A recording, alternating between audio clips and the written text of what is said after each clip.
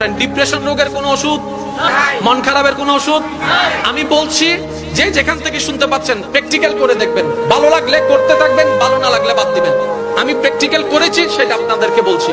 যখন আপনি দেখবেন আপনার মনে বেশি পাথর জমে আছে, আপনার দুঃখ কষ্ট বুঝার মতো কেউ নাই, আপনার চোখের পানির মূল্যায়ন দেওয়ার মতো কেউ নাই, আপনার দুঃখ কেউ বুঝছে না, আপনার কষ্ট কেউ বুঝতেছে না, আপনার আশে নেই পাশে নাই নাই নাই কেউ নাই, আপনি যখন খুব একা মনে হবে, আপনার দুনিয়ার কষ্ট যখন আপনাকে চেপে ধরবে, আপনি কিচ্ছু করবেন না, শুধু একটা কাজ করবেন, যাই নামাজটা পিছিয়ে ডাইরেক্ট সিজদায় চলে যান, ডাইরেক্ট সিজদায় চলে যান, কপালটাকে ঝুঁকাই দেন, নাকটাকে ঝুঁকাই দেন, হাতটাকে ঝুঁকাই দেন, নিজের অস্তিত্ব বিলীন করে দেন, চোখটা বন্ধ করে সিজদার মধ্যে চলে যান।